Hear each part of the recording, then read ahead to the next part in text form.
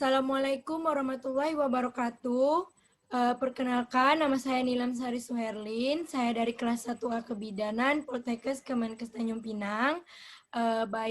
Sebelumnya terima kasih untuk teman-teman semua yang sudah bersedia untuk mendengarkan penyuluhan saya tentang mengenai korupsi dan pemberantasannya. Baik, kalau gitu langsung saja.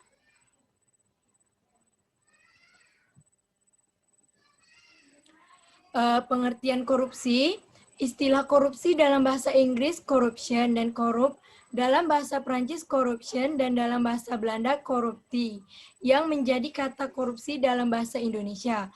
Korupsi ialah tindakan menyalahgunakan kepercayaan publik yang dikuasakan kepada mereka untuk mendapatkan keuntungan sepihak.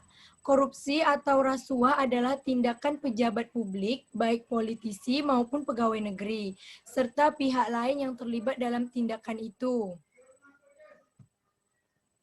Selanjutnya, jenis korupsi. Jenis-jenis korupsi ini terdiri dari 4, yaitu memberi atau menerima hadiah atau janji, itu disebut dengan penyuapan. Yang kedua, penggelapan dalam jabatan. Yang ketiga, pemerasan dalam jabatan. Dan yang keempat, menerima gratifikasi atau bagi pegawai negeri atau penyelenggara negara. Selanjutnya, yang ketiga, penyebab korupsi.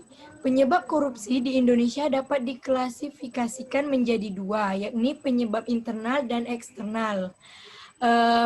Faktor internalnya merupakan faktor yang berasal dari dalam diri seseorang, persepsi terhadap korupsi atau pemahaman seseorang mengenai korupsi tentu berbeda-beda. Salah satunya penyebab korupsi di Indonesia adalah masih bertahannya sikap primitif terhadap praktik korupsi karena belum ada kejelasan mengenai batasan bagi istilah korupsi. Dan faktor eksternalnya merupakan faktor yang berasal dari luar dari diri seseorang. Faktor eksternal yang menjadi penyebab korupsi di Indonesia adalah hukum, politik, dan sosial. Dan yang keempat, dampak korupsi. Harus kita ketahui, dampak jangka penanjang korupsi selain kerugian negara ialah masyarakat menderita kekurangan kualitas perhatian dalam berbagai bidang, baik itu pendidikan, kesehatan, sarana dan prasarana, dan lain sebagainya. Titik ujung korupsi ialah kleptokrasi, yang berarti pemerintah diisi oleh para pencuri. Para pejabat berpura-pura bertindak jujur kepada pemerintah yang dipimpinnya. Dan yang terakhir ada cara pembatasan korupsi. Yang pertama itu kita harus memberi hukuman berat pada seorang koruptor. Yang kedua, jadi pemimpin yang berintegritas. Yang ketiga, manfaatkan teknologi pada sistem. Dan yang keempat, bangun pendidikan moral sejak kecil. Dan yang terakhir, tanamkan nilai religi secara intensif. Baik, itulah penyuluhan dari saya tentang korupsi.